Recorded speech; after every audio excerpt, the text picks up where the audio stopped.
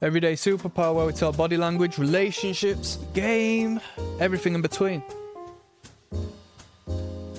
I don't normally do this, but I got a couple of books with me. I'll just show you the one. I've read this a few times. Love Signals. David Gibbons, PhD, a practical field guide to the body language of courtship. Put you onto some game. Let's talk about relationships and attraction. I'm a fountain of knowledge. I want you to hold on until the end. Soak up this good game. We're going to go through some good information. The topic of today is something you'll have heard, packaged in a multitude of different manners, but I'm going to give you what you really need and cut the shit out. Self-esteem is critical. Confidence in one's own worth or abilities. Self-respect. Self-esteem is critical. Now this aligns with the cliche of just be yourself, bro. Doesn't work, it's irrelevant. Anybody who tells you to just be yourself has got no subcontext to what that means. They just give you that line, and then you might probe, what do you mean by that? And you'll see them start to stutter and butter, as if they were like programmed to say that, like a robot. NPC theory in full effect. But self-esteem is critical. If you want to be attractive and hold the attention of a woman, whether it be within the first 10 seconds of meeting a woman or the first 10 years of your marriage, you need to have a real self-esteem. What does that mean? It doesn't mean delusion. It doesn't mean just pretend, bro, fake it till you make it, bro. Nah. I guess it would be good to understand how to fake it and look into the theoretics of what might make one confident and have self-esteem, so you can slowly and surely frame yourself into that position and believe oneself to be prior to achieving it. I guess that's better than being a losing bum. But she's gonna know you're not that person. She's gonna perceive your value as lesser than hers. It's within her biological makeup. You can't escape that. She can't escape seeing you for what you are.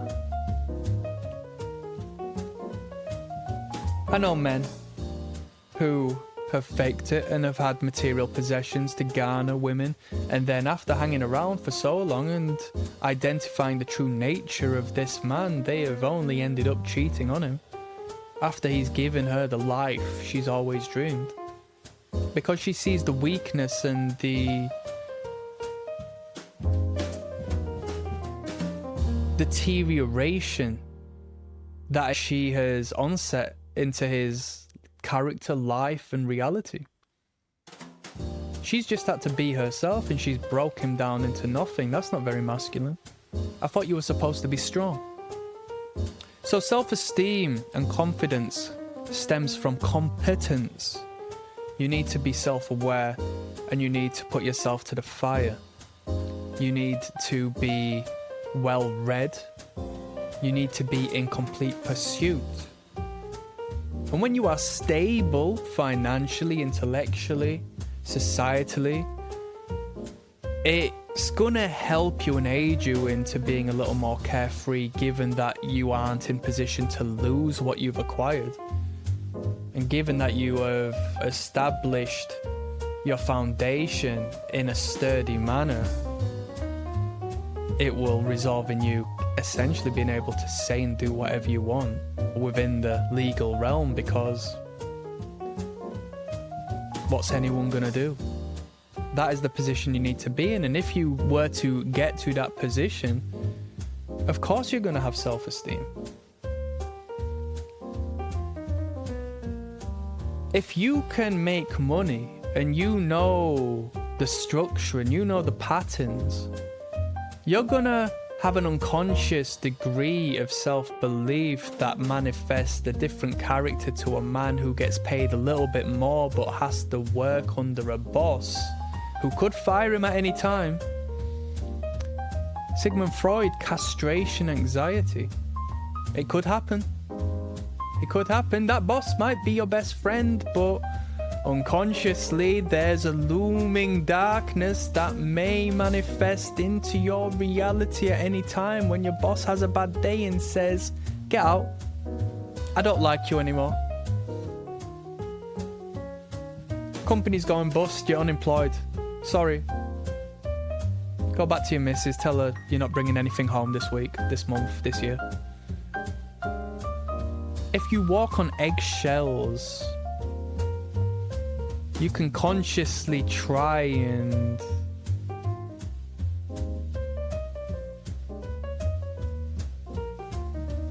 fabricate a reality that isn't true.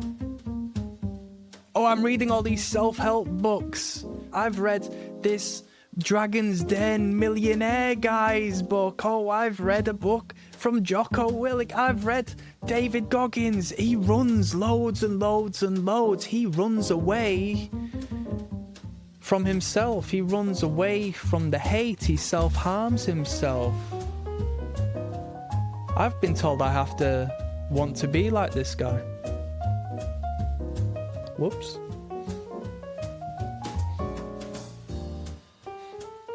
I want to be miserable and hard. And I read the books because they're given to me. They're told.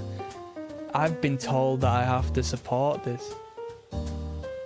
That's not self-esteem. You're not taking your own path. That's not self-esteem because you've purchased a book off of another man in belief that they're better than you through some way or another. You've bought that book and you know you'll never be able to do what they can do. You know that. Your subconscious knows that. Don't lie to yourself. Don't make it up. People do this. They buy self-help books when they first start getting into red pill. And although it's a start, although I'm not hating, although it's a start, you got a little bit to go from there until things start to make sense, until you start to hold yourself like a man. When you start to actually be, I am. When you don't need to express yourself no more because you know the power of the word and you know how verbal expression of your desires rids you of your manifesting because you've acknowledged the patterns and you've learned to think. And then you realize nobody else thinks. She sees your self-perceived value through how you speak to her, how you speak to others, whether you choose to speak to others or not, how you react to certain situations in your life. When you're educating yourself on deeper levels, outside of the material pursuit that has been sold to the general society, it entices her to want to know who you are. Because the way you hold yourself and the words you use and the literature you consume that she's seen you consume and the particular niche pockets and facets of odd, awkward information, she will see it radiate from you as you are someone she's never met before, and you know she's someone you've never met before. This isn't about pickup lines. Come on, this isn't about peacocking. This is about finding oneself, and in finding oneself, others find you.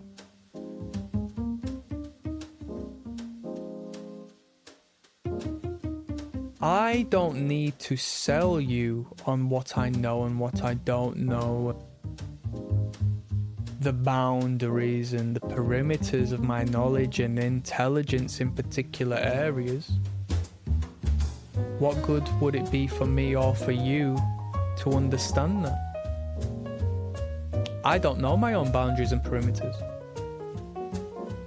Isn't that funny? Because you go into a generalized relationship, that woman knows that man inside and out, she gets bored of him and leaves him. There's no mystery, there's no spontaneity, there's no rush, there's no adrenaline, there's no independence anymore. That man's been worked out. I've played that video game 20 times over. I'm bored of playing it. I know it inside and out. I know how it's going to go. I know if I push him this way, he'll react in that way. I know I can manipulate him this way, that way, and the third way, and everybody else loves him, but I'm sick to death of him because he bores me. And I'm so fascinated by these other men in the world. I think I'm going to leave him. I think I'm going to give him a reason to fall out with me and dump me. That's what these women do. So if you yourself can't fathom your own boundaries, how can she?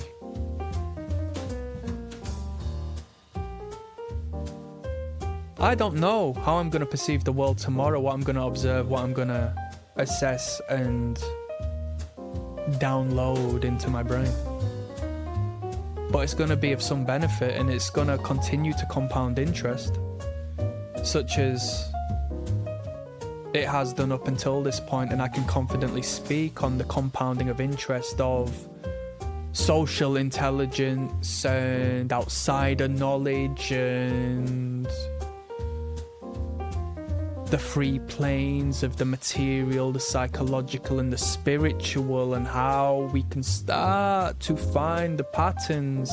And when you see the patterns, you see the foundations, and you realize there's only so many rules that orchestrate the entirety of the reality that we reside in.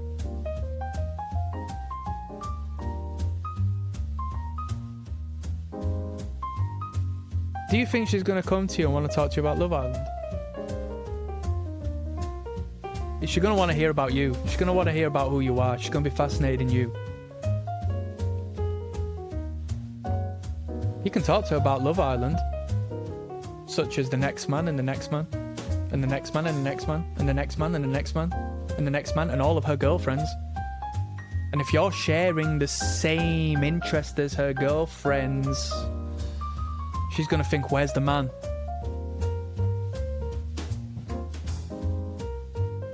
Oh, you work in an office with all of them girls.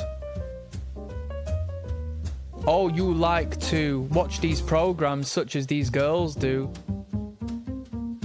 Oh, you have aligned yourself with nothingness. You don't have an edge. You don't have any real concentrated masculine element within you. How can I be feminine for you? Hell, me as a woman, right, are in the same boat as you. I've been told to be masculine. I've been told to go into work every single day. I've been told to be proud, and that it's great that I can now participate in voting and give my worthless opinion to the government, who are gonna pay attention to where I stand politically, and the end result doesn't matter. I'm so proud of this, and I'm so proud that I don't have to have kids, and I'm so proud that I'm against traditional relationships, and you as a man know you should shut your mouth against traditional relationships and the way things should maybe be, because you'll get ostracized from your social group who have been brainwashed into thinking the same thing. I'm neutral just like you. I'm boring just like you. And then when she meets a man who pushes the boat out away from her in that direction, like the moon and the sun, she is going to meet you in duality. She is going to stretch back into feminine position as you portray the masculine. the man who's not scared of judgment, the man who is free, the man who is independent, the man who knows whatever gets thrown his way, so flipping be it. The devil isn't scary. The devil doesn't hold up to God. And if I believe I'm made in God's image, nothing can get in my way. I'm not afraid of anyone. I don't believe in anyone. Come on. Self-esteem is critical, and you can't fake it. You can put a face on, but be in understanding that the energy you portray is that of someone who isn't of high self-esteem, because you know who you are, because you assess the people around you and you acknowledge your reality of where you stand in the marketplace. Now, I'm not saying you've got low self-esteem, alright? But I'm saying things could be better, right? I think we're all in the same boat. We all want to improve, and given that we want to improve, we need to keep on pushing and understand day by day as we move on forwards into the darkness, as we look back, fill in the gaps. I'm signing out. Click like and subscribe. Peace.